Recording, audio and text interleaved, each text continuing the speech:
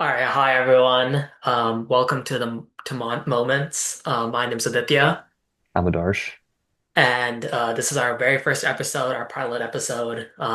We're just two guys who are really interested in basketball and football, and we wanted to start this podcast to kind of, you know, work together to get our thoughts out and kind of during college, like connect with our hobbies, even if we might be, a few thousand miles apart. So.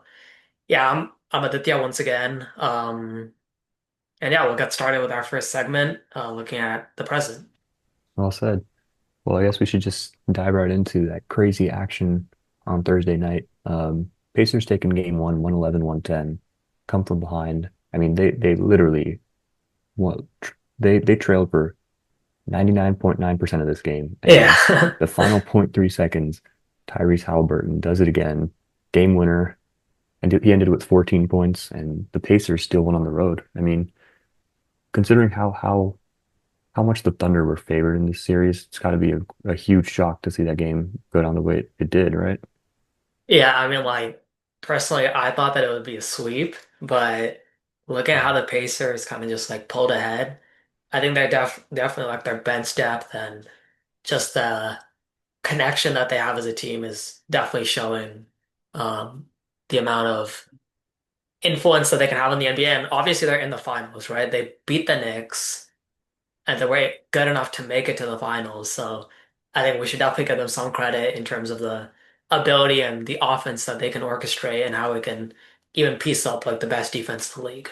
Definitely. I mean, all season long, I mean, the Thunder won 68 games. We talked about their depth, but I mean, you just look at the game yesterday, and you mean SGA had 38. Um, he took 30 shots, but outside of him and I guess Lou Dort, who had 15 points, hit 5 of 9 3-point attempts, didn't really get much contributions from the rest of the roster. Jalen Williams, 17 points, 6 of 19 shooting.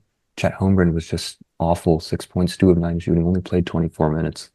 I mean, if Lou Dort is your third highest scorer, then there's probably a problem there, right? Yeah, I mean, Thunder shot under 40% from the field. It's just they're going to need someone to help SGA offensively. I mean, their defense played pretty well, especially in the first half, but they're definitely going to need some more contributions along the roster, even from guys like Isaiah Joe, Alex Caruso, who can, Aaron Wiggins can hit a timely bucket here or there, just keep the momentum on their side. Yeah, I believe they said OKC forced like 17 turnovers in the first half, which Yeah, is unreal. like insane. But obviously, I think they were up by 12 at the half. Like, if you're forcing 17 turnovers and you're only up by 12, I think there's some sort of disconnect between the defense and the offense at that point. Definitely, yeah. I mean, and even for the Pacers, they're not a team that typically turns the ball over much. I mean, and Halliburton is the epitome of that, one of the most Yeah. efficient Hmm. playmakers from an assist to turnover ratio in the league. He had 3 turnovers yesterday. Miles Turner had 6, Aaron Nesmith 5, Obi Toppin, TJ McConnell had 3 apiece, Nembhard 2. I mean, 24 turnovers and they still win on the I road mean, in the finals. yeah, And it's a 68 win team. I'm looking at basketball reference right now. Pacers had a 21.5% turnover percentage and OKC had 6.1%. So like that's a massive discrepancy, right? How do you connect that with just choking the game away? Like what happened in the fourth quarter to be up like just in control for like the first half or the first three quarters and kind of just fumble it all in the fourth. Yeah, I mean, I think when you look at what happened in the fourth, the Pacers got out in transition. They hit a bunch of big threes, Mhm. and they really made the Thunder go to that stagnant one-on-one SGA versus everybody offense. I mean, Obi Toppin 5 of 8 from three, huge minutes for him. Mhm. Mhm. Miles Turner 2 of 5 hit that shot off the glass late. That was kind of like a deflator, and then Andrew Yeah. Nembhard, the dagger, that step back over SGA. That at that point it was like, wow, it's 3 point game. They could really win this thing, and obviously they did. And I don't know if there's I don't know if I'd ever think that I would say this, but I don't know if there's a guy who's more scary in the clutch than Tyrese Halliburton in the league right now. I mean, this is what his like fourth game winner in this playoff run, and I don't think anyone's had more than two. Yeah, So like this dude unbelievable. is the most clutch in the league right now. Yeah, and the scary thing is he didn't even have that great of a game. 14 points, Mhm. 6 of 13 shooting, 2 of 7 from three, 10 rebounds, 6 assists. There's definitely room for improvement there. He could be more aggressive. His three ball wasn't great, but you expect there to be. a bit of struggle for him going against Dort and Caruso and that OKC Yeah. defense. But I guess going looking ahead to game two, the Pacers got to keep up their hot three-point shooting. They were 18 to 39, 46% from three. And the Thunder, Mhm. they have got to put the ball in the basket. Or if you're not named Shea Gilgeous-Alexander, you got to find a way to just give your offense some life. Yeah, I mean, right now they're kind of just relying on Shea to do stuff, but obviously, like, defense wins championships, but if all you can do is defend and you can't actually score, then if they just go on a lucky run, then you're just finished, right? Like in today's Yep. NBA, offense is definitely more valuable, just with the rules and like the play style of the modern NBA. And I just think that OKC definitely has to take charge and just try to put on even if it's like an average offensive performance, that's good enough with their defense. Definitely. Yep. And looking ahead to game two, it's going to be tomorrow, Sunday, June 8th. I would be shocked if Oklahoma City loses that game. I mean, Yeah, definitely. I remember how they choked that game against Denver and then came back game two and just obliterated the Nuggets. But you know, the Pacers have continually told us they're for real, and I mean, I wouldn't be surprised if they won this series, even though the Thunder are still huge favorites. Yeah, I think a big part of their breakdown was Pacers went small ball in the fourth. They had Obi Toppin playing 7 minutes, Miles Turner playing 7 minutes as well.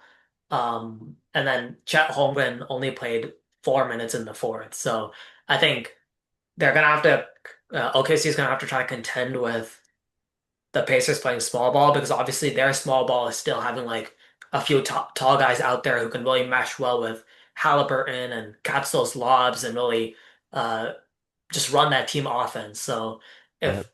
if OKC does not have Chet out there, are they still good enough to contend with the Pacers offense? Well, I think that answer really relies on how well Chet Holmgren's going to be able to play. I mean, I thought he was in line for Mhm. a big series, but like I said, 4 6 points, 2 of 9 shooting, and I mean, they need him to be in that five-man small ball lineup to take care of Pascal Siakam. Mhm. Siakam had 19 points, 10 rebounds, leading the way for the Pacers. Although he was minus 10, the only starter for Indiana to be in the negatives, plus Yeah. minus wise. But I mean, his impact is huge. He's a connector offensively and defensively. He can get you a bucket in the half court. Mhm. Uh, he's the X factor for Indiana, in my opinion. Even though some consider him to be the best player on the team, you know, the best scorer on the team, the best player. But yeah, I mean, I'm looking forward to game two. Hopefully, it's a good game. I'm anticipating Oklahoma City to control it once again, but probably put this game away somewhere in the early to mid fourth quarter. And we'll head back to Indiana with the 1-1 series. Yeah, I definitely agree. I think OKC will find a way to win. But Indiana, that's a scary place, right? People are saying Oh, the yeah. devil resides there. So I definitely think if the fact that the Pacers did win this first game, they definitely have some, like, obviously momentum is a big thing. But just the fact that they can go back to their home court and already have at least one game, that's definitely a big motivation and a big uh just have it, like, the ability to have that is just massive. Absolutely, yeah. So it's going to be a fun game. Looking forward to it. Um, Switch gears here and talk a bit about the two teams that lost so that the Pacers and Thunder could be here. And those, of course, are the New York Knicks and the Minnesota Timberwolves. Right away, we got pretty big news with the Knicks. Not breaking news. We've known about it for a few days, but Tom Thibodeau Mhm. fired after back-to-back 50-win seasons and the Knicks losing in the conference finals. I gotta say, I'm both shocked and not shocked. I mean, this is such a New York thing, but at the same Yeah. time, like, there's, I don't know if there's been a better coach for the Knicks than Tom Thibodeau in like the last 20 years. So, Mhm, mhm. pretty big shock that they decided to part ways with him, especially considering his chemistry with Jalen Brunson. Yeah, definitely. Like, I mean, I can see why they did it. Like, obviously, if you're that good of a coach, you kind of set a standard of like, okay, we expect this team to win 50 plus games every year and make it to the conference finals every year. And when you like end up failing and obviously, falling to a team people weren't really confident in, which were the Pacers, looking as an unbiased source, the Pacers are a really good team and losing to them isn't necessarily a bad thing.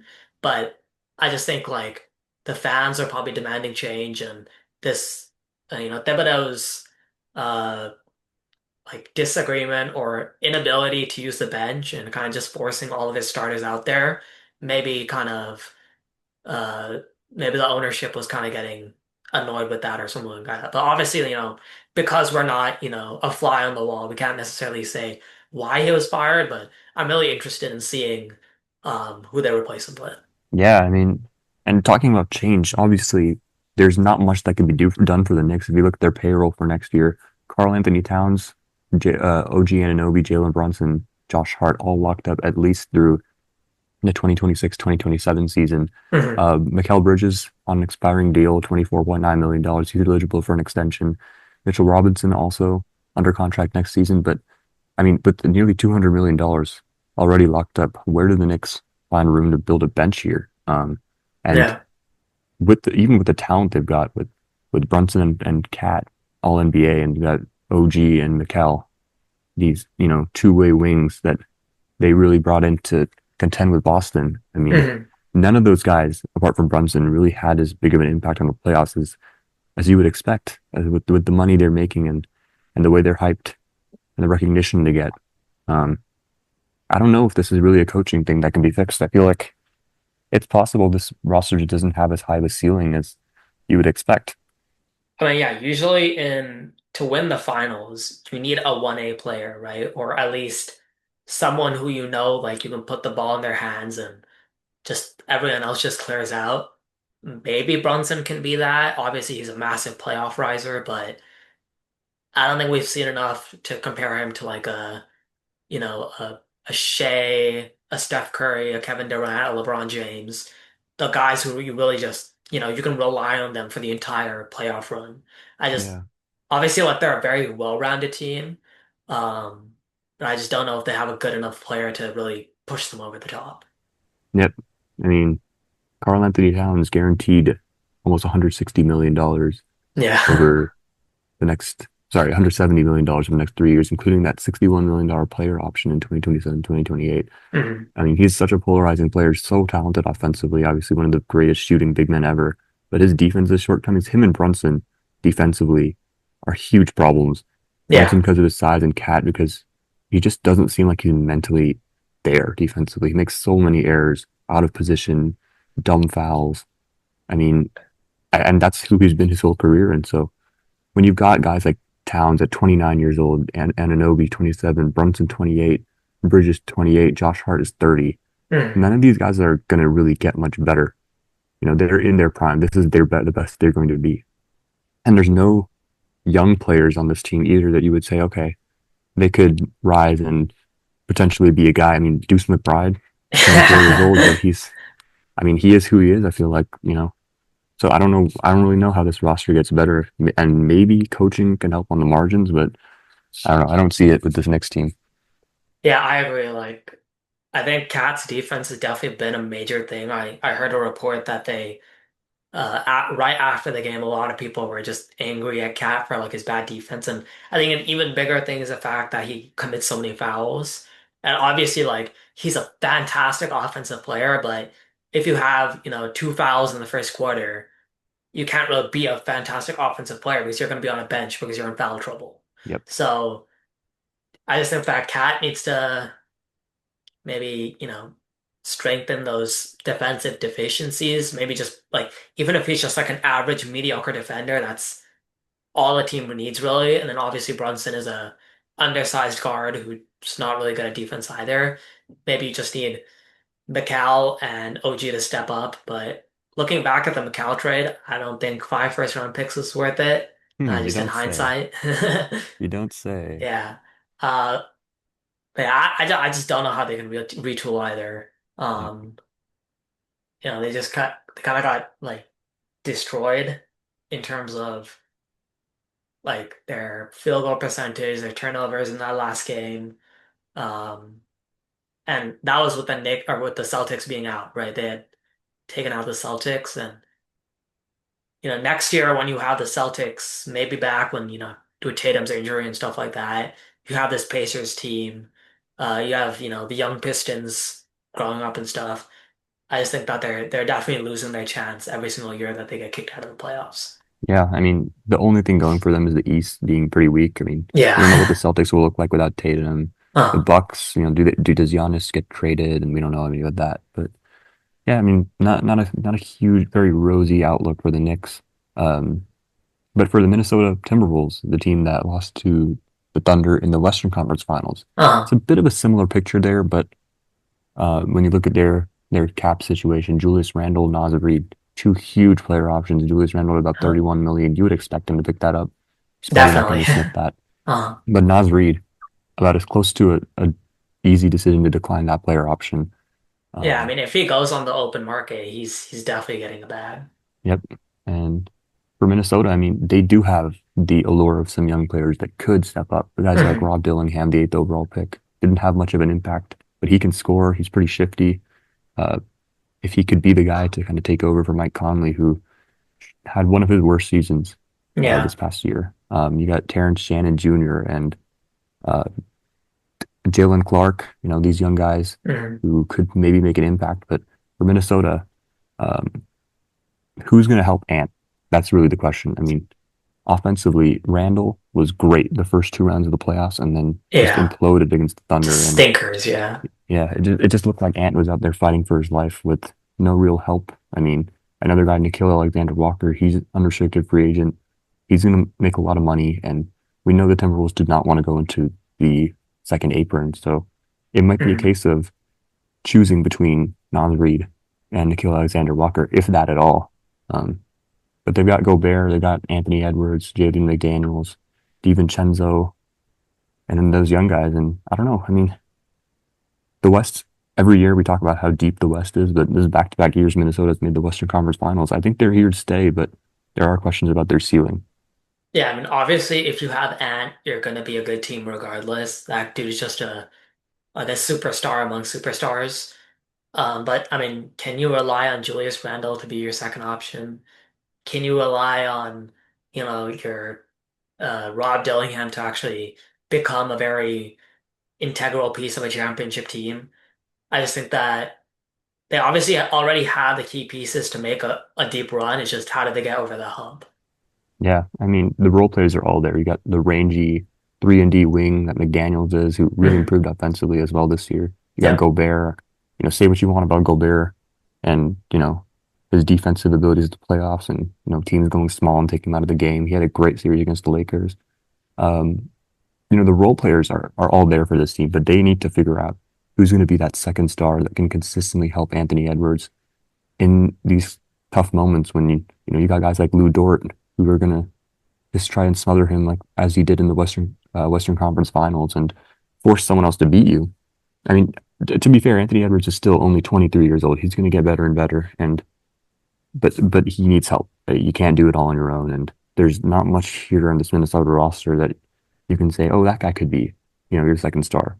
Feels like they might have to go big game hunting, maybe revisit that Kevin Durant trade that they were thinking about the trade deadline if it doesn't cost too much to try and gut this roster, get some help for Anthony Edwards. Yeah, I mean, you're gonna have to trade your young pieces and something else to make that salary match, and then you're also probably gonna have to sell your future as well. Katie's a fantastic player, but he's getting old, right? Like he's probably gonna be retiring in a few seasons. Yeah, and the problem for Minnesota is they don't got a lot of draft picks remaining after Mhm. the Gobert trade and giving up a pick to New York to get. Oh, I'm sorry, that was the wrong one. They got a pick back from New York, Uh, but they also gave up a pick way in the future that would have been one of the tradable first rounders. That's how they got Rob Dillingham. So it's going to be interesting to see. Again, they're both like the Knicks and they're also not like the Knicks. The Knicks, you feel like they have the star power, but they don't have like the cohesiveness on their roster. With yeah. Minnesota, they've got all the right guys filling the right roles. They just need. I mean, I hate to say it, but I just feel like they need someone better than Julius Randle.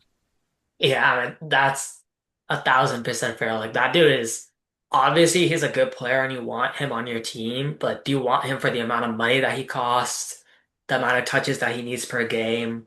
Like, I just don't know if you look at a cost benefit analysis, is he really?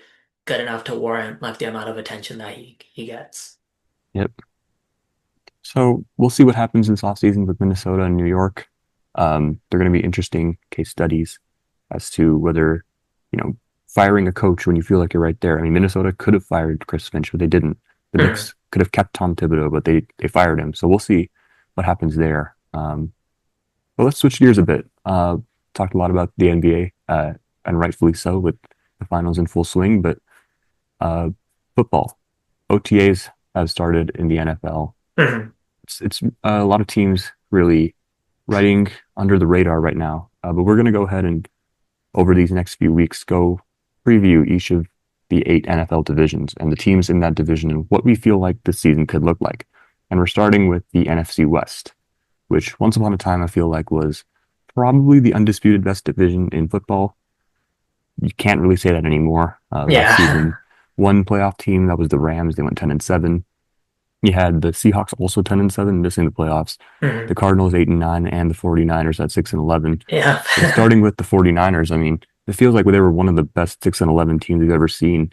But injuries and some tough late game losses, it feels like they're going to be in for a pretty big rebound season. Yeah, definitely. I think especially with the addition of Robert Saleh and getting that defense back in shape. Obviously like the last two defensive coordinators, you can't blame them because they didn't really have that talent. But Sorensen and Wilkes were both definitely not as beloved to the fan base and probably to the coaches as well as Robert Saleh is. So I think that definitely with the amount of building that they made in the draft, just focusing defense those first 3 or 4 rounds, I think their defense should definitely make it back. But looking at that offense, I mean, you don't have Deebo Samuel anymore, even though he wasn't really that great last season. He definitely was a piece of the offense. Brandon Ayuk, don't know how he's going to be after his injury. So you're going to be relying on like Ricky Pearsall. Obviously George Kittle is still there, but this is going to be a Brock Purdy's like season.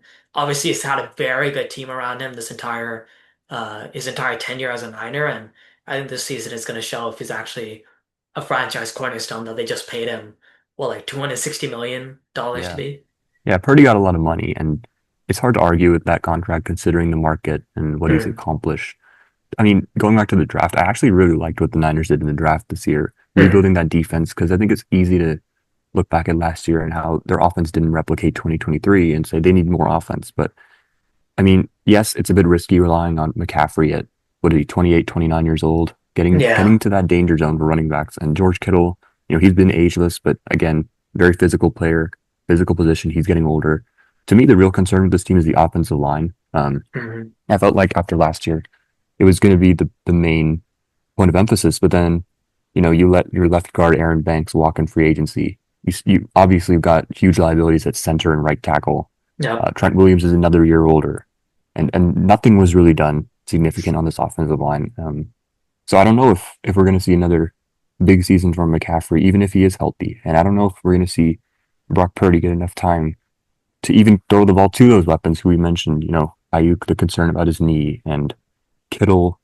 I don't know if there's market concern with Kittle, but he is older. He got that big extension. I wouldn't feel worried about George Kittle, but yeah, I mean the offensive line. That's the concern for me with this team that could hold them back from being, a juggernaut. I feel like this feels like a very 10 win team to me. 10, 11 wins. They could go higher if things click, but I just feel like that the offensive line gonna hold them back a bit. Yeah, I mean, I think they're blessed with the fact that they have a fourth place schedule. Um, they're playing the Saints, the Jaguars, the Giants, and the Panthers, who are obviously not as bad as they were last year. They're playing the Titans, so they have a lot of supposedly easy games, but I think as we've seen, they fumbled a lot of those games before in previous seasons. So I definitely think that they have the proper opportunity. Maybe they make a trade before the trade deadline for an offensive lineman, but yeah, I think this season is going to hinge on the offense more than the defense. Obviously, if everyone's healthy, then the defense does seem to be better than the offense. But yeah, I definitely agree with you. Like a 10-win team, maybe a bit better if everything clicks. Brandon Ayuk even comes back. like 90%, then maybe. But they definitely need to figure out stuff on that offense in terms of receiving options, in terms of health, in terms of that offensive line, in terms of age, all that stuff. So yeah, I definitely think this team will be very interesting to look at. Yeah, I mean, like you mentioned, the schedule, that's something the rest of the division cannot say. Like the Rams, I feel like the Rams are probably still the best team in the division, Yeah. but they've got a significantly more difficult schedule. Mhm. And not a huge offseason for the Rams. They made the splashy signing with Devontae Adams to replace Cooper Kupp. Not sure how Yeah. much that's going to help. They retained Stafford after that whole trade, rumblings and all that. Uh-huh. Still got Puka Nacua, still got Kyron Williams, still got Sean McVay. Pretty Yep. solid offensive line. They spend less money on defense than anybody in the league, but still Mhm. pretty solid defense with Yeah. young players on all three levels. Jared Verse, reigning defensive rookie of the year. Mhm. Braden Fisk, tons of guys in the defense who are hungry and want it. But I don't know. I just feel like the Rams team is kind of the same. And I don't know if Devontae Adams at 32 years old in, year 12 is really going to make a huge impact to make this a better team than they were last year. Yeah, I agree. The fact that they have to play, the Eagles, the Texans, obviously the rest of the people in the NFC West. I think it's definitely going to be a harder season, and then Stafford is getting older. You don't have the guy who won you a Super Bowl with 3, 4 years ago. You don't have Cooper Kupp anymore, and obviously Devontae is probably still a good player, but not as good as he once was with Aaron Rodgers. Um, yeah, I definitely think they have a ceiling, but they also have a high floor. They've shown like even with last year, they have a decent offense, a very good or a good enough defense. So I definitely still think they're going to be around the same range as they were last year, obviously injuries aside. But yeah, they definitely have to start looking at the future. I think defense, they're right now more future based, and offense, they're kind of like in the past a bit still. So they kind of have to contend with what sort of path do you want to go to. Yeah, I mean, they've been a team that the last few years has started slow and then gotten it going late. That could be something they do again this year. They don't have a terribly difficult schedule on the stretch. I mean, they got softer matchups with the Cardinals, the Panthers.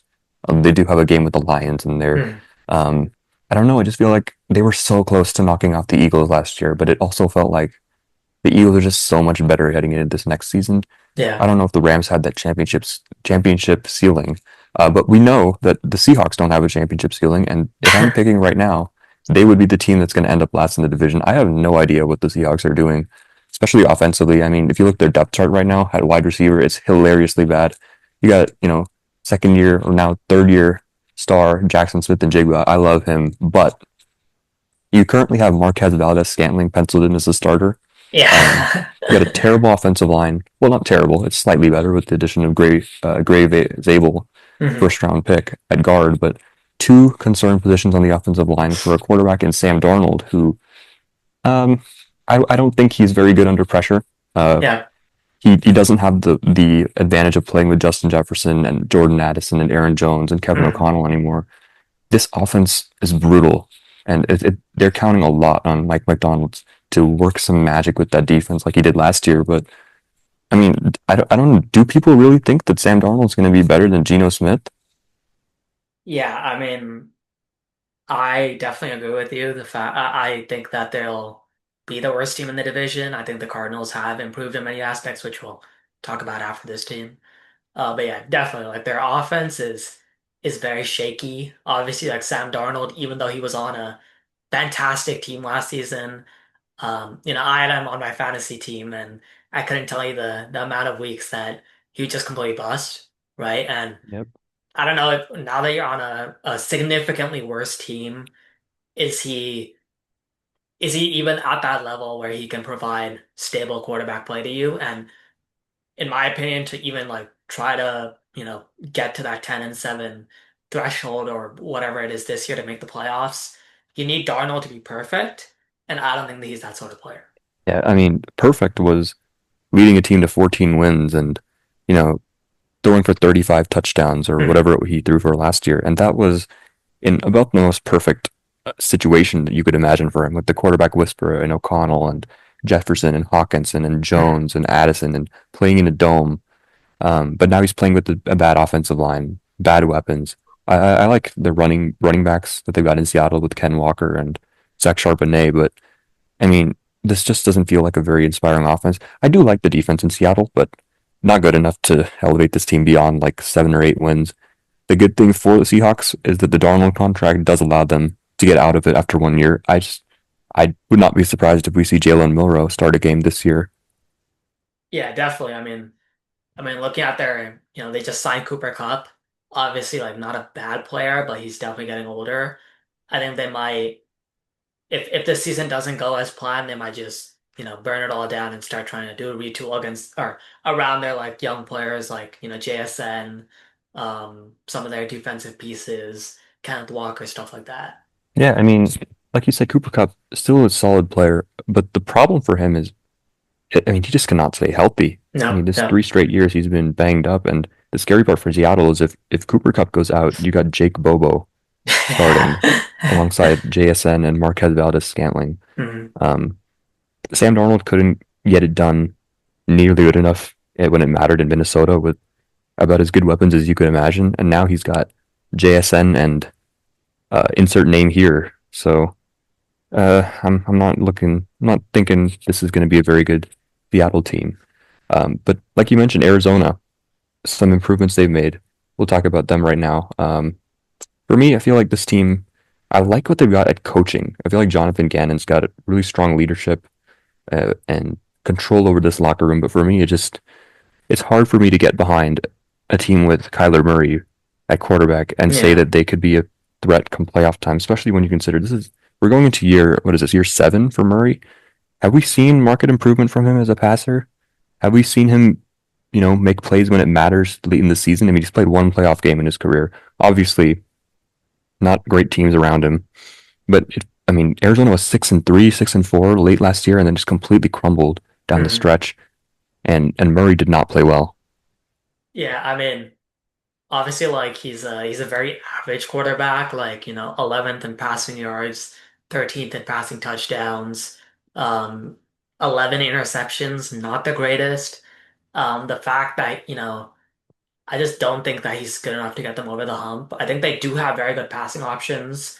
Marvin Harrison Jr., Trey McBride, and then they have James Conner at running back. So their offense seems good in principle. But yeah, like you said again, like they kind of just imploded last year, and I don't know if they've become enough better in the draft and in free agency to really make a splash, but I do definitely think that they'll be a bit better than the Seahawks.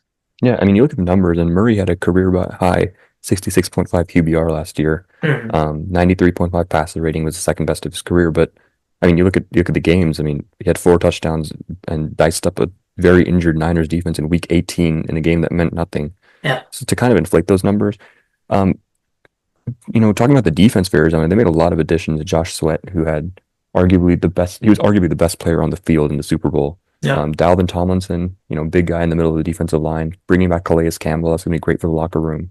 Um, Will Johnson in the draft, he slid, yeah, felt like he was yeah. gonna be a first round pick. The injury caused him to fall.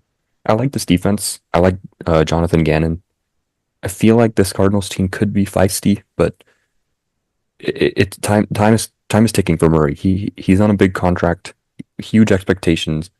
He's got the resources to make it happen in Arizona with Marvin Harrison, Trey McBride, pretty solid offensive line. He's got to make the next step as a passer. I mean, we need to see him take that step into the next tier with guys like Jordan Love and you know guys like C.J. Stroud. He needs to be that kind of the prodigy that he was brought in to Arizona to be and help them win meaningful games because right now it's just a bunch of empty numbers on his resume. Yeah, I mean, I think looking at the schedule as well, third place schedule, so not as hard as, the Rams or the Seahawks. But yeah, they just gotta take that one step forward, right? I personally don't think Murray is good enough. I don't know, looking at next year's draft class, I haven't even looked at all, looking at the quarterbacks or anything like that, but I think this year might be like some sort of deciding factor for him because Yeah. I It's think just that, in the next year or two, Cardinals might think about moving past him because they do have a lot of good young pieces, especially, if Will Johnson can get over that injury hump. I definitely do think they have a lot of good young pieces, but I think everything connecting that together is probably Kyler Murray. Yeah, and like we mentioned last year, how they kind of crumbled down the stretch. That was the theme of this team under Cliff Kingsbury. And take a look at their schedule. They've got a pretty brutal stretch to end the season. They go at Tampa Bay in week 13, then host the Rams, then at Houston, Hmm. hosting the Falcons, who are pretty feisty, and then at Cincinnati and at LA against the Rams Wow. to finish off the season.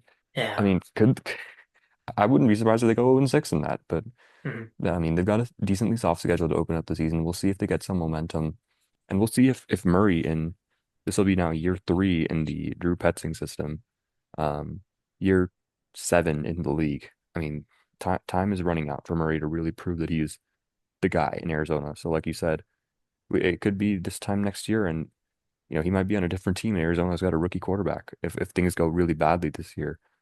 Um, but yeah, if I were to really predict how this division is going to shake up, I would put Seattle last. Hmm. I'd probably put Arizona third. I think that's pretty solid for them. They look like an 8 to 9 win team again. And put the 49ers number one. I feel like that schedule, it's just so easy. It's I mean, you look at the schedule and you're like, this could easily be 11 to 12 win team if things break the right way. And the downside just isn't even that low either because I mean, I guess no team is really prone to crippling injuries as much as the 49ers are, Yeah. but I mean, 8 to 9 wins seems pretty easy when you look at some of the teams they have to play. Um, they open up the season at Seattle, but then at New Orleans, who might be the worst team in the league. You got Yeah. Jacksonville in there.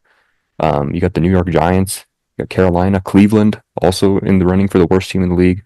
And then the final 4 games of the season versus Tennessee, rookie quarterback Cam Ward, at Indianapolis, who probably is going to be starting Daniel Jones.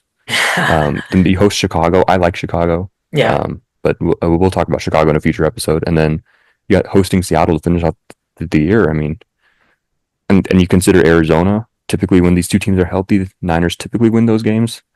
The Rams, pretty good rivalry with them. But who are like the high high up elite teams that are playing? I can't see a single elite team on their schedule. Now, I mean, they have a lot of mid teams and they have a lot of trash teams. So obviously they have a fantastic schedule. Personally, I'm still putting them second just because of the injury concern and how a bunch of their players are going to come back. Obviously, like Brock Purdy just got a big contract, and you know what happens after players get big contracts. Fans have really high expectations, and players don't necessarily reach those. Um, but yeah, I think it's definitely Seahawks last, and then Cardinals, and then for me, it's really a toss up between the Rams and the Niners. I'm still gonna give the Rams a slight edge just because of the pedigree that they showed last year, but it's definitely close. And I think if the Niners can get that momentum, like first 4 weeks, and then going into LA and beating them there, then they could definitely be in for a big season. Yeah, I mean, you look at those two matchups they have. The Rams host the Niners on Thursday Night Football, Week 5. Hmm. Their previous game is hosting Indianapolis, so no kind of travel, not really a daunting matchup there. The Niners host Jacksonville, and then the next matchup is Week 10 in Santa Clara. Niners come fly in after 2 games, but their previous opponent is at the New York Giants. Hmm. Um, the Rams, they play at San Francisco Week 10. The week before that is they're hosting New Orleans, and the week before that is a bye. So can't really get a grip on a huge advantage for either of these teams in those two matchups. I agree, it's pretty close between these two. I feel like the Niners are flying under the radar a bit. People are ready to move on to the next, big up and coming team. Um, but this is definitely one of the softer divisions in football, and I just feel like this is the second act for Kyle Shanahan, and he had the struggles to open up those first 2 years really brutal, and then Yeah.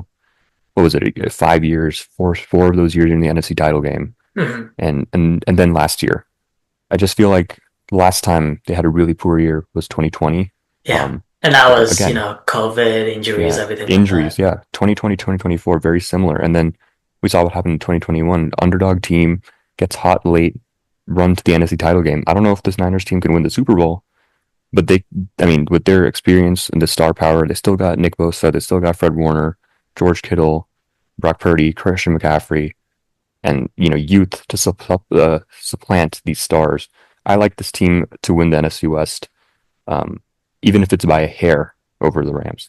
Yeah, that's definitely fair. I think another big thing is that they have their bye in week 14. Obviously, if they get momentum in the beginning of the season, that could be extremely helpful going into the postseason, having that later bye. But I think also that means that there's probably a bit more injuries in like the first half of the season. Rams obviously have a fantastic one, like just right in the middle of the season.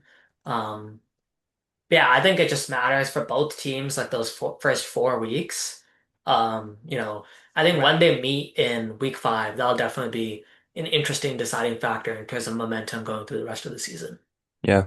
And one thing going for the Niners, as you mentioned with that late bye, is typically, you get close to that bye and it's been so long since you've rested and guys start to get injured and banged up. Mhm. But the last 3 games before the bye for the Niners are at Arizona, versus Carolina at home and then at Cleveland. So Yeah. you get a bit of relief there. Cleveland's basically a bye at this point. Yeah. Again, the schedule is just so amazing for San Francisco. Sets them up perfectly to rebound and make it into the playoffs. Yeah, I mean, I think like any team, but especially for the Niners, it's going to be up to health.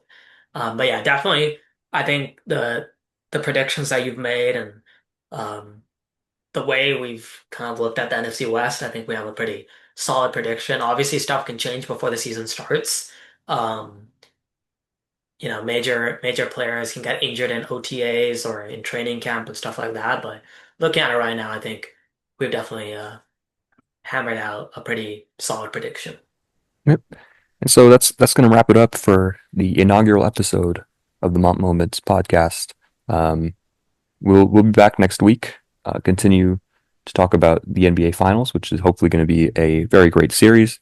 We'll also touch on some more of the NBA teams that had high expectations this year and failed, like the Boston Celtics, the Cleveland Cavaliers.